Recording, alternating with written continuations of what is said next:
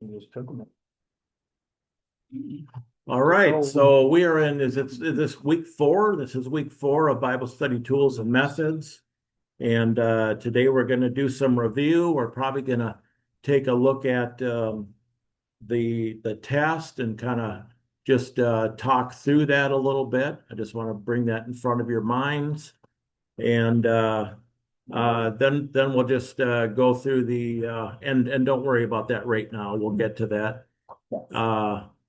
And we'll talk about the process that we've been using. I think what we'll start with,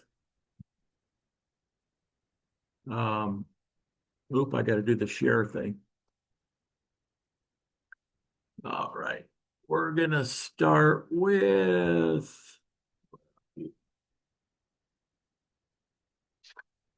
so many documents up there. All right, the hermeneutical circle. There we are. Yes, it does.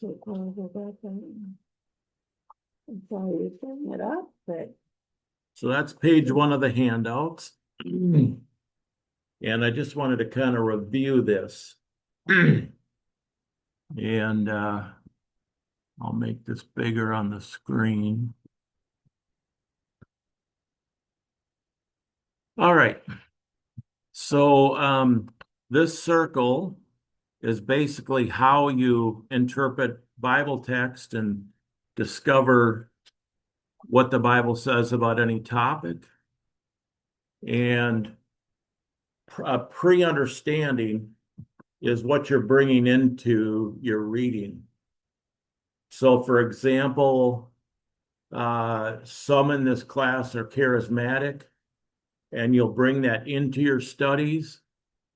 And if you're studying issues related to charisma or spiritual gifts, it'll be tempting to try to find what you're looking for instead of just letting the scripture speak.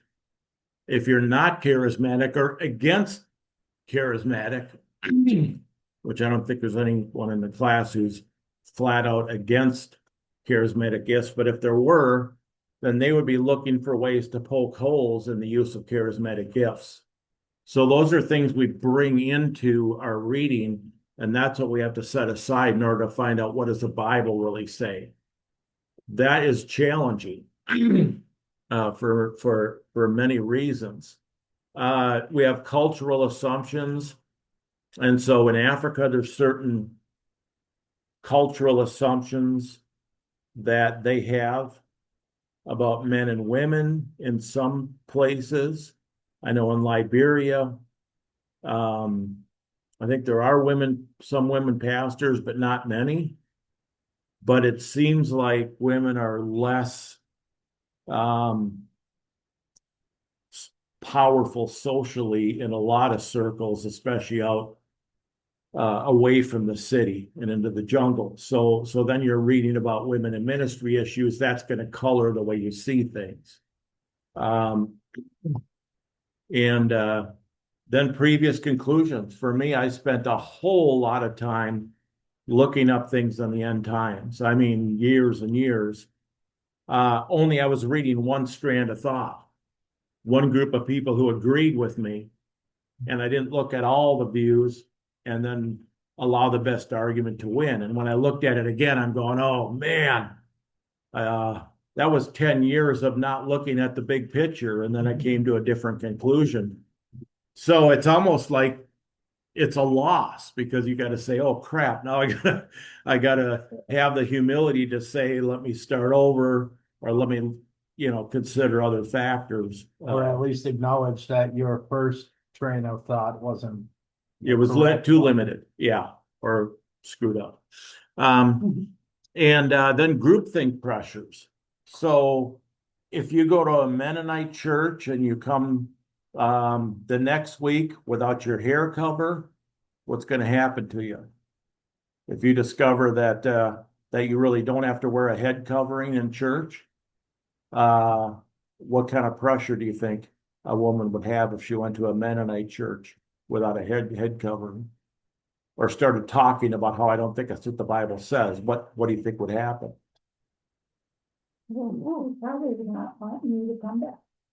Yeah, I mean, there would be, yeah, Unless you're wearing a head cover. yeah, yeah, Really, because they'll affect the women. And then I start questioning their beliefs. It's the same principle as, when I was moving furniture, we did overseas shipments, a lot of military overseas shipments. And there's certain things that you cannot ship overseas, like especially to like Iraq, Iran, stuff like that. Like you can't ship any religious stuff. Women, you can't ship tampons for women over there because they're outlawed over there. I mean, the craziest thing, like this lady, I was moving her and she tried getting me to pack up like 4 big cases of tampons. She's like, we are going over there and I don't know how long we're gonna be there. She's like, can you not write what's on the box? I said, I can't pack those. I said, you realize if they happen to search and they find this, then it closes your whole shipment down. And I mean, it's the same, it's as silly as Right. that, a cultural thing. right. So, Something as silly as a tampon. yeah, so those are the kind of things that people then would come into a church and women are acting differently, dressing differently, and there'd be assumptions. Yeah. Hey, you live in the Stone Ages, or she might say, oh, you're not as concerned about being holy. And so those are cultural assumptions. So groupthink pressures. So yeah. Even in our church, I realize I'm probably the only woman who wears jewelry. Oh, I You hadn't ever thought of notice it. that? I kind of quit wearing my jewelry, even though I love it. Well, wear Because- your bling this week. because- I'll wear a big cross, great one on my neck. But, but yeah, hardly anyone wears jewelry of any kind, no earrings, no. Really? I wonder why that is. She wears necklaces and earrings for our Bible study every week. And yeah, Maybe not to church. I'll have to check that out. I. Sometimes the I- teaching sneaks in. I felt like, oh, I guess I shouldn't be wearing it this all. Bring, The only place I wear it is the church. well, bring your bling this week. I started out not letting my girls wear jeans. Yeah, And I never. that was a strict Baptist church. Yeah, that was. Yeah. I never wore jeans of any kind. And, but I said, that's one thing I love about our church is Bonnie wears jeans Mhm. and sweatshirts. Yep, I wear jeans when I preach. Casual. Huh? He's a casual. I know, I don't play with but I feel like I have to dress my best for Christ. Mhm. So that's my thought. Mhm. And so therefore I wear dressier clothes. I think But, that's more, but I said, that's one thing I like about our church is because we have both sides of the issue Yeah, with no, with yeah, no you don't problem. divide, you don't divide over things that No. aren't central doctrine. And to me, that's good. That's awesome. So let's keep going then. Then the challenge is suspending our pre-understanding. And that's hard to do because sometimes we know down deep it's going to come at a cost. So for example, I could think of several churches, well, at least a few churches that I served at, where they were really strong on a certain point of view. I think of a church that I visited this Sunday. They're a King James only church.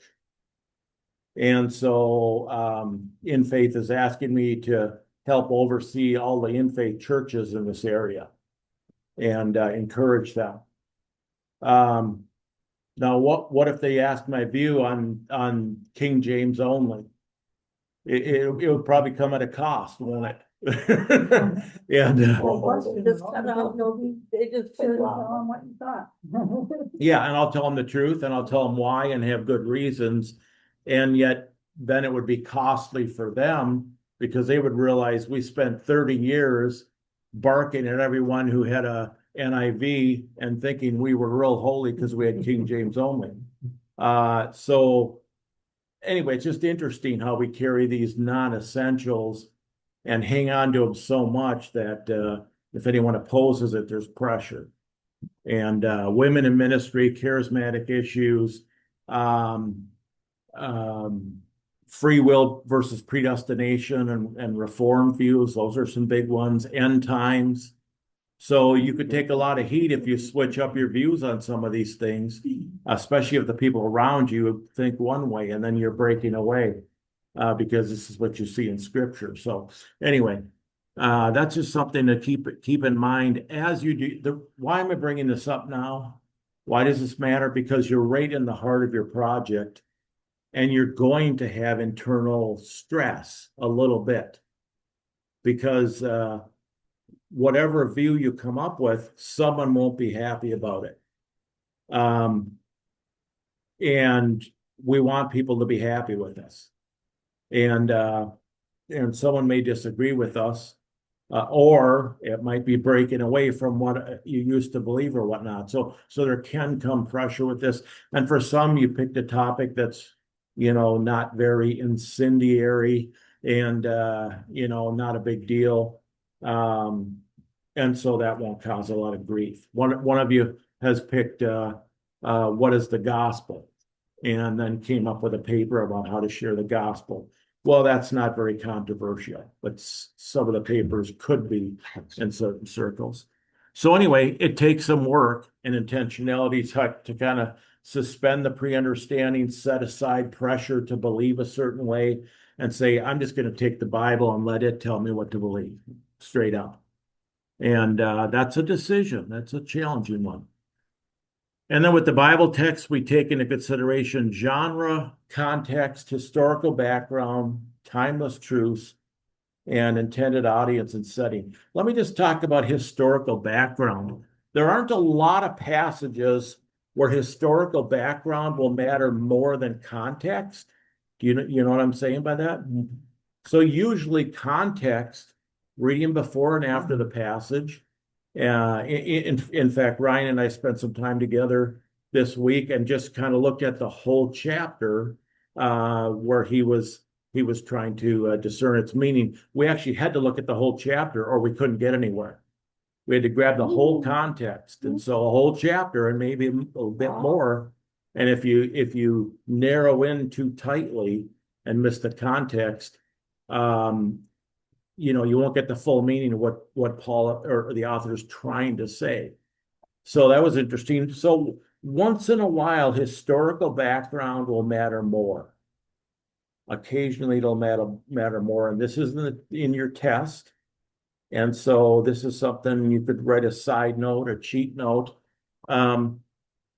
So one passage where historical background matters more is in 1 Corinthians 11. I believe it's in verse 11 where it speaks of, is that the one that speaks of women not wearing braided hair and those kind of things?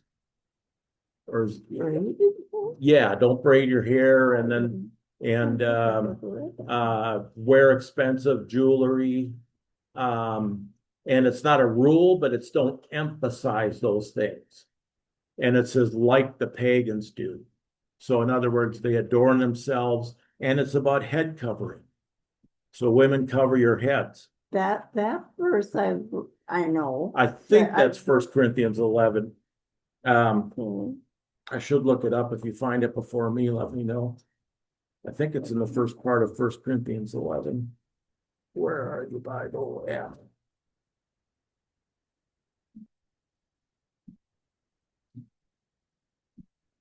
First Corinthians. Oh, I got these communistic ads jumped in the way. You know, ye followers of me, even as I also am of Christ. Now I praise you, brethren, that you remember me in all things and keep the ordinance, as I have written them to you. And I would have you know that the head of every man is Christ, and the head of the woman is man, and the head of Christ is God. Every man praying or prophesying having his head covered, his thoughts always his head. Okay, so that's the passage we were looking for. We were right. That's about head covering. That's 1 Corinthians 11. Well, and then he goes on to explain it, but you've read enough of it to understand. So,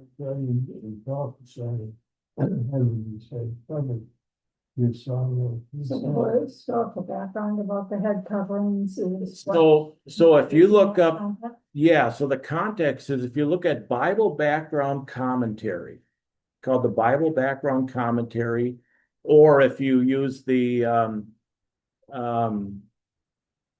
commentary that we use, the one where we just study with Mike, what's that one called?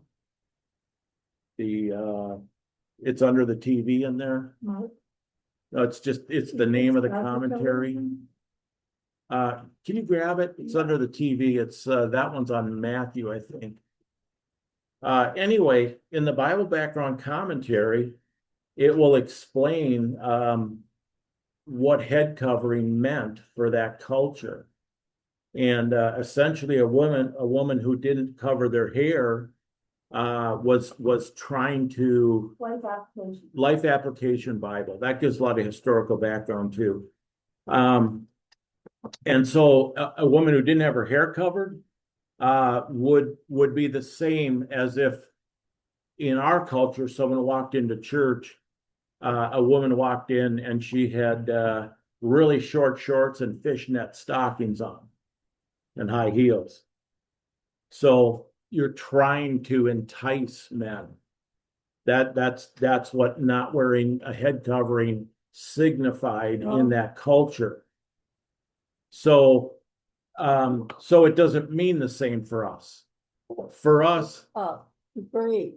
Right. it's the same kind of thing that you are wearing those things and emphasizing them as adornments, trying to physically attract someone on purpose. Braiding your hair would be like glorifying your hair. For them, yeah, so expensive things, the best things, getting all made up so everyone looks at you. So that's the idea, is that getting everyone to look at you and lust after you, or be jealous of you because you have the most expensive things. So those are some issues where that actually makes the difference in how you look at the passage and apply it. There's not many, but there's some passages that the historical background is probably the most important factor because it doesn't mean the same thing to us. So in that passage, Paul is saying, don't go into church dressed in such a way that you're acting like a hooker, or you're trying to turn heads, or you're showing off your body parts.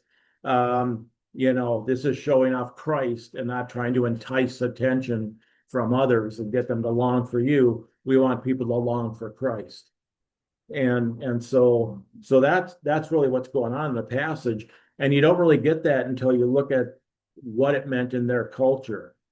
So there's a couple passages where that means everything. I'm trying to think of another passage where that means, well, the one where the guy was healed at the pool in John 5:4, or is it 4 or 5? 5:4, I think, where the guy gets healed in the pool, or next to the pool, and he says to was it to Jesus, hey, I was waiting for the angel to stir the waters so I could jump in and get healed.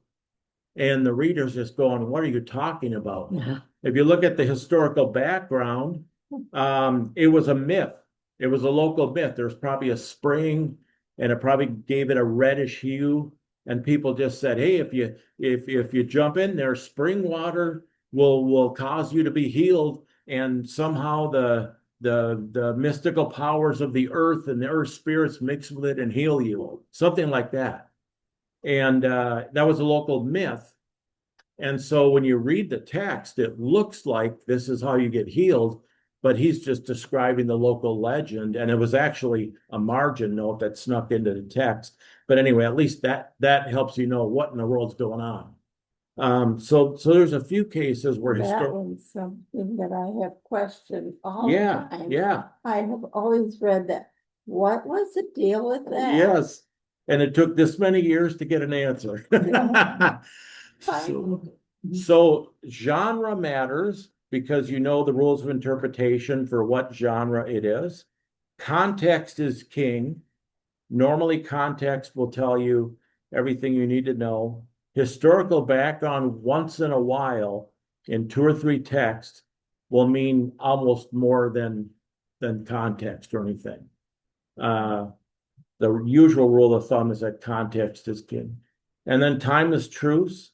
How do we take what's in the Bible and apply it? What are some timeless lessons? So in Ephesians 5, don't be drunk with strong wine that leads to debauchery. Instead, be filled with the Spirit. So in other words, don't use substances that will dull your senses and lead to immorality, but instead be filled with the Spirit of God. And we could apply that to pot. We could apply it to prescription drugs, where you're chucking them in your face to get a high. Meth, anything. So timeless truths are, how do we apply this to all people? Don't take intoxicating substances, which dull your senses.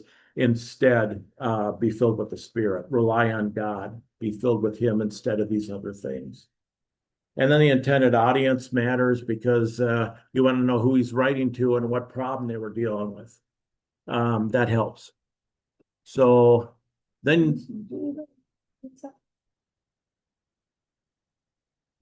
Did you play? it's low carb. Brown wine cookies? I'll take one more, I guess. Actually, it was a lot better than I thought. I was questioning when he said no carb. It's actually pretty good. Yeah, we eat that all the time. It really is good.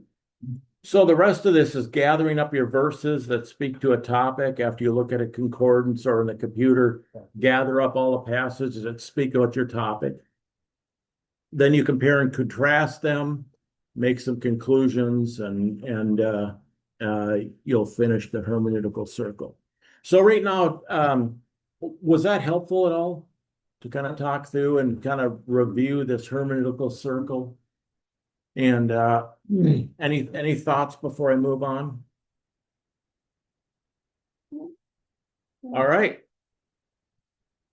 Well then, let's look at one Bible passage. Let me just take a peek at this real quick. Look at my notes. Okay, we did that. Okay. Okay, yeah. So here's something I want to, on the ADP site, a few hours ago, I posted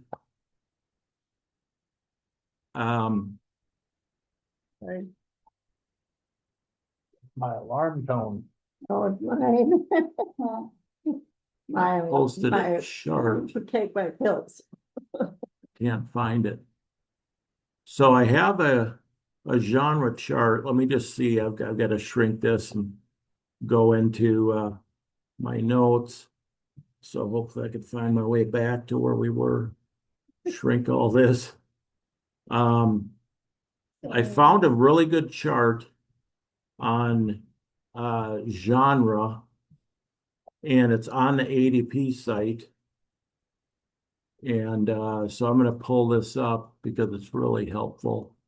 So we are in training discipleship. We're in the Mora class. We're in Bible study tools and methods. Okay, and we've got the Bible genre chart. Okay, so we're going to shrink that, get out of there, go up there, and hopefully it'll show up. Here it is. Sorry, I didn't have that queued up. I thought I had it all ready. Right, we just wanted to watch the process anyways. It was quite the process. You've got Ivan totally confused right now. Yeah, because you he don't- doesn't Yeah, you don't like have to learn. computers at all. Okay, so look what I found. This is on ADP. And it came from Bible Gateway. It's genres of the Bible. So this is very helpful for this particular class. So Genesis through Deuteronomy is law. That's a genre. And then it gives kind of some subgenres or things that are dealt with in it. There's a sermon, there's treaties in Deuteronomy, a land grant, census, narratives, ritual codes and blessings in Leviticus. Okay, so then in Joshua through Esther, and her cousin Esther, Jen, is historical narrative. So there we know if something comes out of this, it's not always a rule for all time. It's what did happen. It's an account of what did happen, and we get to see how God did work in history. That is a big deal, because if you see God working in one way in history, sometimes people play fast and loose and they try to say, well, let's all do that. And so we try to be Samson and never cut our hair and we think we'll be strong. No, that's how God did work. And he wouldn't like the Nazarite vow. So you want to skip that part. Then we have wisdom literature. We talked about that a little bit. Job, Psalms, Proverbs, Ecclesiastes, Song of Solomon. So that's wisdom literature. And so those are like hymns. Psalms are a collection of 5 hymn books that they used at the time, and you can see where it changes. It's about 30 Psalms per book, and we know it as the Book of Psalms or the Psalter. And so in there, you have a call to emotionally feel the theology that's being sung. It's an appeal to raise the emotion, engage in a powerful way with the truths that are being spoken in the song. And so you're engaging sung theology and the purpose. Yes, we learn some things about theology from the Psalms, but mostly it's not to make rules for all time. It's to talk about the wonders of God and to engage you at the heart level and the head level. And then we have prophecy, lots of prophecy. And so all the way from Isaiah to Malachi. Now, in the hermeneutics class, there's many pages that explain how to interpret prophecy. Many pages.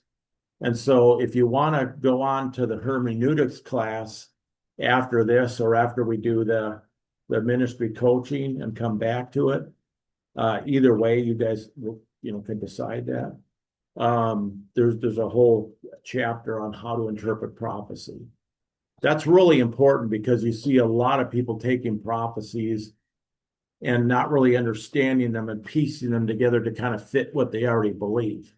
All the time. And then they make millions of dollars, like the blood moons. That's the worst handling of prophecy I've ever seen, and nothing he said came true, of course, because he mishandled the text completely and did not, but he made $4 million. Good for him. So anyway, prophecy. And then in the New Testament, you see Gospels. There's 4 Gospels. And you see all the subgenres there. And then Acts, this is interesting, is the only true historical narrative.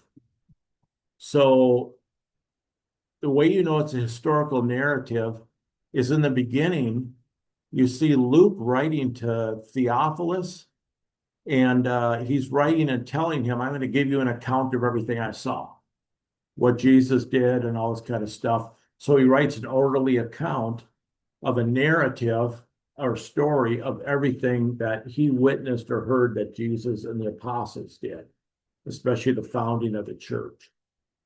And all the miracles, all the teaching, the decisions they made, all this kind of stuff. So you see there's a sermon in there. In Acts 2, Peter gives a sermon describing, hey, why are these people speaking in Akkadian when they never learned that in school, and they're like a poor person, and never even went to school for their own language, let alone they're speaking Akkadian or whatever it might be, some other language you never learned. He gives a whole explanation in Acts 2, and then gives a sermon and so forth after that. So then you see letters. All the rest here from Romans to Jude are letters. Hebrews kind of a letter and a sermon. And then in Revelation, you see Apocalypse. Apocalypse has its own rules of interpretation that are really found nowhere else in Scripture, except for certain portions of Daniel and other places. So an example that we talked about is when you see the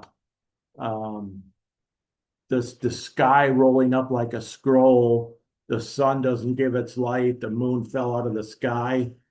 That's slang in apocalyptic literature. That's slang for saying a huge change is going to affect the whole world. Whole governments will be gone. New governments will rise up. That's what it means in apocalyptic literature. And so in the hermeneutics class, I have a list of these different symbols and what they mean from apocalyptic literature. So it's pretty interesting. So it's not literal. It's a symbol for a great sea change that it's like us saying the sky is falling. You know, you can't even believe it. The sky fell on our heads. This whole government collapsed overnight. The whole world is going to blow up. You know, we might say that if some country suddenly went from, well, like when the Soviet Union and tear down this wall, man, I can't believe it. The world just turned upside down. Well, did it really? No, but we know what it means. A great thing that affects many millions of people happen. So that's an example of apocalypse where you see symbolic language and prophecy working together. It's kind of interesting. Takes some work to get there. So this is on the ADP site, so you might want to download it and throw it in your file. But I wanted to share that with you and chat about that a little bit. What's funny is that was ultimately one of the biggest questions I came over for the other day, is to figure out, like, how do I figure out the genre? Like, what do I know? Which ones are there? And we ended up getting onto some totally different subjects, but it answered a lot of my questions except for that one. So I'm Awesome. Except that one. except for the main one. That is really funny. So any questions before I move on? No. Okay. What does that word mean? Apocalyptic? Genre. Oh, genre. So genre is basically a literature style. And so poetry and wisdom literature is one genre, and it has different rules of interpretation. And then gospels, they have their own rule of interpretation. And a narrative has its own rules of interpretation. So for example, you see a historical narrative, and the main thing to realize there is it's a report of how God did work in the past. It doesn't mean that everything you see in there you have to repeat or make it work that way today, but some people do that. They take things that did happen before and think, oh, we better do it that way. Well, no, it's a report of how God did work in a certain time. And then we have letters. That's another genre. Letters or epistles, which are letters to a church. And there's a lot of straight out teaching in there. And we apply a lot of stuff to our lives. In fact, in the church, we're working through Ephesians. Well, it's a letter, and we better take seriously the instructions there and figure out how to apply it, because it's pretty direct that he's instructing a church. And if Paul were alive today, he'd probably instruct our church the same way. So anyway, good question. You're hired. All right. So I want to show you something. So when I was studying a while ago, I was studying the topic of whether women could be in ministry. And there are two sides to this, and both sides have some pretty solid points. About that yesterday, because I was reading a book about it. Yes. The podcast on it. Yeah, in fact, we'll have an assignment for next week on that. Okay.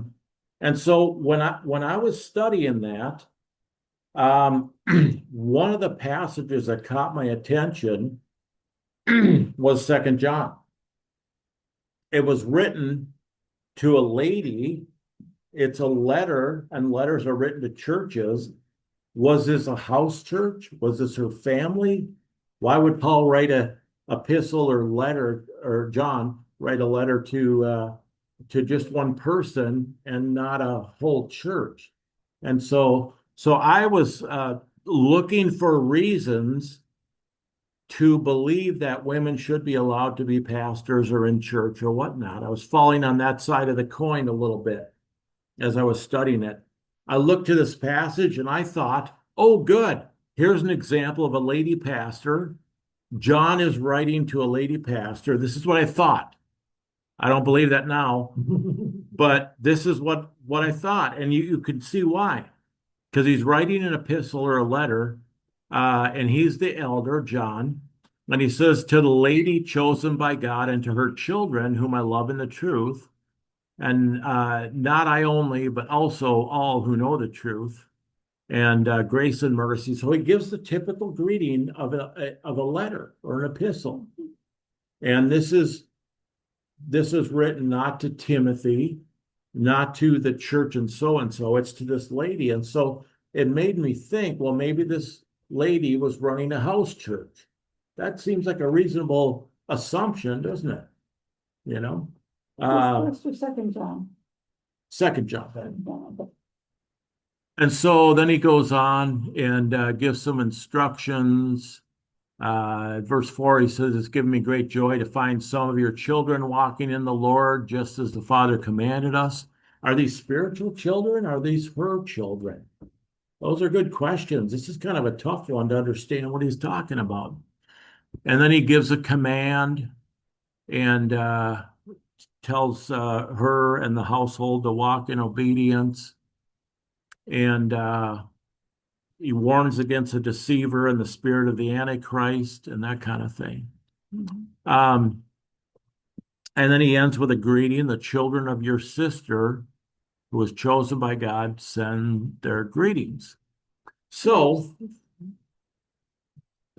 I could see how someone would take this letter and think this is a female pastor who is a head of a house church. And if you're looking for it, that's what you're going to see. If you want to find that, you'll see that. But I set aside my conclusions and said, let me just do a little more study. And so I did quite a bit of study on this book. And today I just pulled up what ChatGPT said about it. There's two ways you can take this. And so it says the second epistle of John is addressed to the elder lady and her children, whom I love in the truth. And so there's two interpretations, a specific Christian woman and her family. Some scholars believe John is writing to an actual woman who was prominent in the early church and her children, biological or spiritual. Some believe it's the church personified as a woman. And so there's some scholars who believe that he's writing to the dear lady as if we say... Her church. Right. Catholics say her church. Right. And, maybe, right. That's maybe pretty like common. And I have a friend who called his station wagon Crystal. Sometimes we get female, pronouns to different things. So those are two views, which was very interesting. And then there's a difference of interpretation between Athanasius, who is a serious student. He put down one of the biggest rebellions in the early church and is a serious person, and Augustine, or Augustine, who is no one to sneeze at. He's a serious theologian. And so you have views, individual women. Jerome believed this. John Chrysostom believed this. Athanasius believed that the church was a personified view. Augustine, Cyril.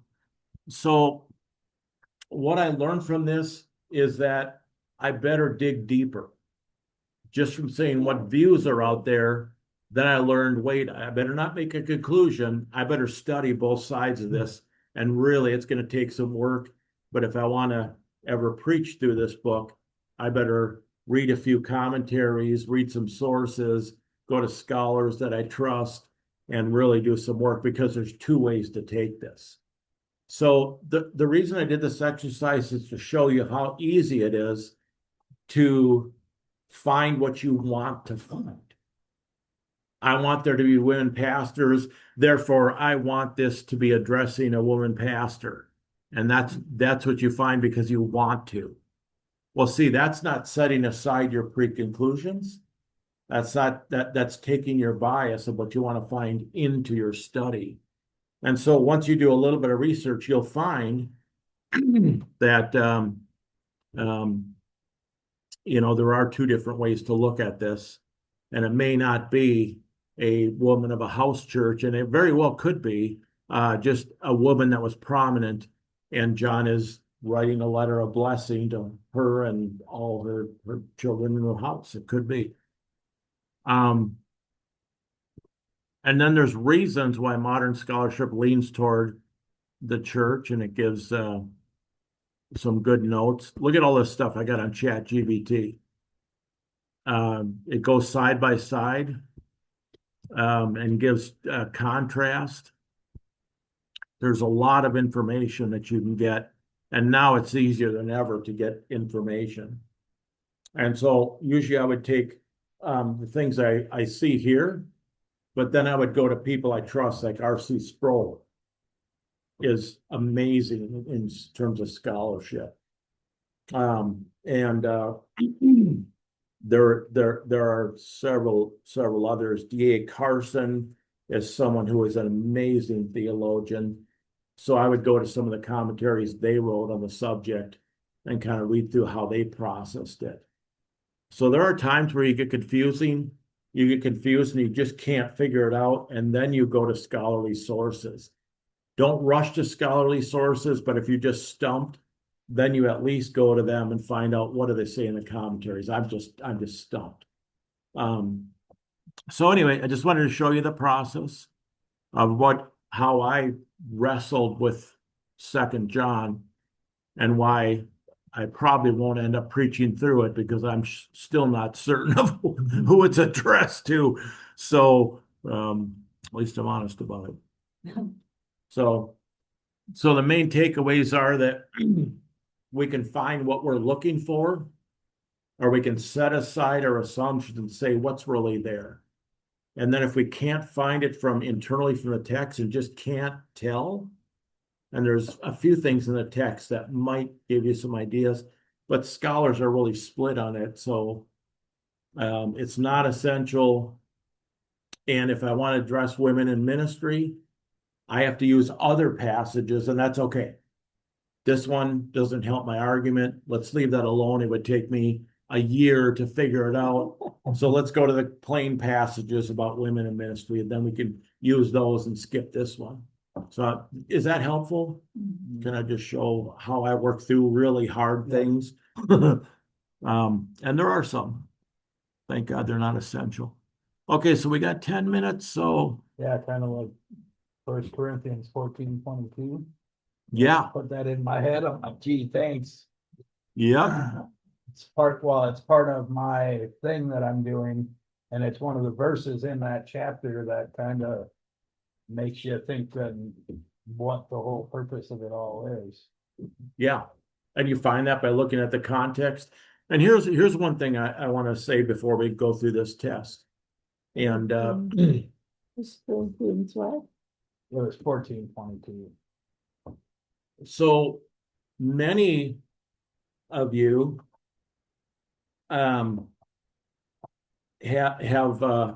looked at Bible verses that speak about a topic and then haven't written down the Bible text or stayed in the Bible text and skipped a step.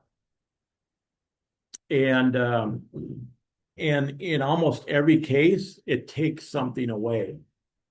And so I can think of 3 or 4 examples Let me think of the best way to communicate this. Um, okay. So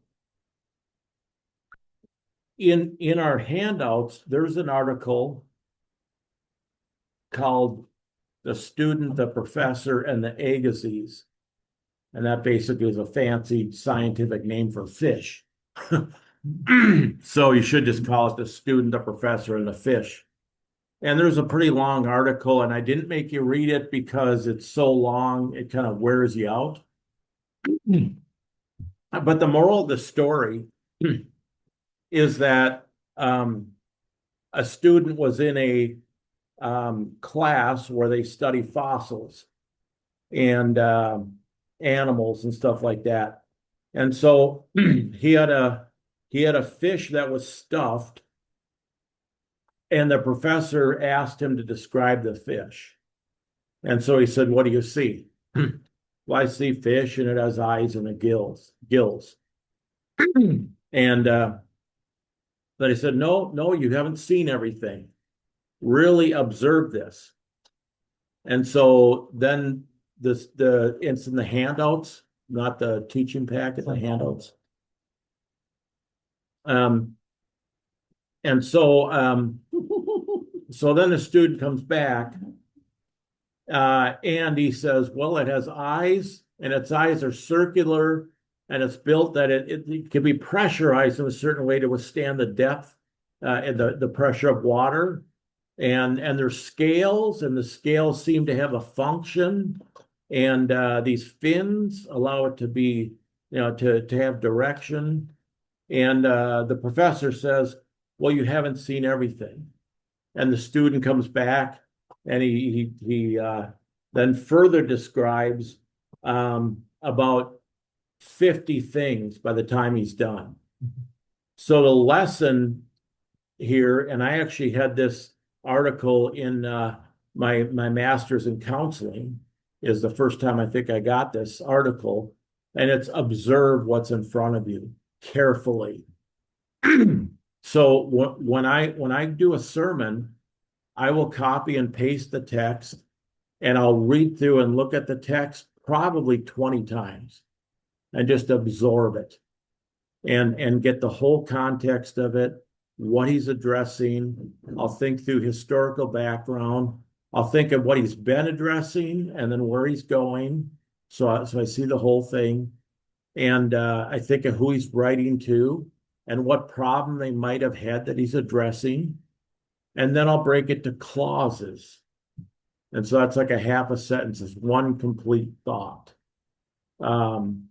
So John got angry and then went to so-and-so. Well, John got angry as a clause. It's one complete thought, smaller than a sentence often, unless it's a real short sentence. So I'll break it into clauses. I'll put the cursor, I'll return it, and then I'll look for the next clause, and I'll hit return and move it down so that I end up with a bunch of clauses. And then I'll fully describe what that clause is saying. And then sometimes the best way to break it in is a sentence or two is a real solid thought. So sometimes I'll say, okay, these all go together. Let me do these two sentences. But one primary thought I'll try to capture and then move the rest of the text out of the way and simply describe what it is that the author is trying to tell us in light of the bigger picture and the story and what he's addressing. And by the time I'm done, I've got 6 pages in a sermon. And so it's observing carefully what's in front of you. And I do this every single week. And without fail, I at least explain the passage well. I don't always come up with the best illustrations. I don't always come up with the home run kind of rah thing, but at least I've communicated what it means. And if you do that, you got to win. And if you come up with an illustration to make it pop, it's even better. But observing. So paste the text. that is related to your subject. And or at least stay in it and keep it right in front of you and look at it a few clauses at a time, break it down, then look at the whole, look at a few sentences, and just stay on it. And by the grace of God and the work of the Spirit, you'll get what's there. And so don't rush to a conclusion or a conclusion statement. Stay in the text as long as you need to, and God will guide you, and other sources and scholars can guide you, but stay in the text. Is that helpful? So several people read the text, wrote a conclusion pretty quick, and didn't paste the text into the assignment. And the reason I insist on pasting the text into the assignment is because when you're doing that, you start to make some connections yourself and see what's there and see this thought and moves to that thought, to that thought. So anyway, that's basically what Ryan and I did a couple days ago. Just kind of stuck our noses in the text until the thoughts came. I never It was wrote cool. my conclusion, but I already had my conclusion. Right. And that's when I had to sort, I was like, wait a minute here, I know I'm skipping some things, I want to do it right, I have my conclusion and I know what it, but I want to make sure that I'm doing it thoroughly, so. Yeah. So anyway, and that was fun. I really enjoyed doing that. Anytime you get into the Word of God and get your nose into it and your eyes pretty close and just let it come to you, something good's going to happen. So it doesn't look like we have time to go through the test. We'll probably start with that next week. We're not calling it this. Well, Right there. oh. Right. Cause he said we should be cheating and like filling this out as we go. Yeah. And then we know we have learned everything we need, but if we have it all filled out, and I've been slacking filling it out. Yes. Okay. Yep. All right. So any questions before we rapture our biscuits out of here? That's a theological term. It is, So Psalms thing, if it's not really this is what you should do, but if you're taking that, like, was my story is, what is church necessary typically, but there's a lot of people say, it's independent from me, I just go to the lake or whatever. But for me, it's like in Proverbs, where it says we are to enter the gates with thanksgiving and praise. Mm-hmm. So that's not really It's not instruction. So but it isn't like a suggested thing that we should go and. it tells you what posture your heart should be in, and it assumes you will go. So it doesn't tell you to go, it assumes you go. And as you go, you'll have this kind of experience with your heart and mind engaged. So it doesn't go to the point of whether you should or shouldn't go, but it tells you as you go. So it's actually answers a different question. What posture should I have as I enter worship? So it doesn't doesn't necessarily mean the actual church building with everything. Yeah, and that's for the temple. But as you approach God in worship, this is how they did it. They did it with thanksgiving. And you could say, well, then God likes a thankful heart. Back then, as they entered into worship, he probably likes a thankful and grateful heart when we enter into worship. You could make that implication. But that's all you can really get out of that. And then one more word about wisdom literature. I shared this before, I'll share it again. That is that if you take wisdom literature like Proverbs and teach those things as rules, you'll end up spiritually abusing someone without trying. Raise up a child in the way he should go and he won't depart from it. Yeah. Well, if your child departed from it, then the assumption is you didn't raise him up right. But those are pithy sayings. He needs to stick to correct him, Yeah. So So, right. Kids So that means, From that way in parse ended up in part. yeah, yeah, so basically, the lesson there is don't let your kids do whatever you want, discipline them, hard if necessary. Otherwise, bad things will happen and they'll learn that they can get away with things. And with they raise up your child, that is a pithy truism. So you'll find truisms in Proverbs. And so it's a proverbial statement or a truism. Generally speaking, it's true in life that if you raise up your child in the Lord, generally it's true that they won't depart later because they are in the church. They know about the Lord, and so generally things will go better. It's not a promise, like 100% guarantee, but it's a truism. So it's wisdom literature. It's not a guarantee. I've even heard people say to me, well, if you raise them right, or train them up right, that they will come back. So don't worry about it. Yeah, and they might Yeah. not. They may not. I was told that many a time about his son. And he did come back, praise the Lord, but that was 20 years of prayer first. Yes. So I'm going to stop the recording now, but we've covered a lot of ground. And if you have any questions, hit me up. I love to hang out and talk things through. My wheels are smoking. Yeah. So I'm going to stop this recording.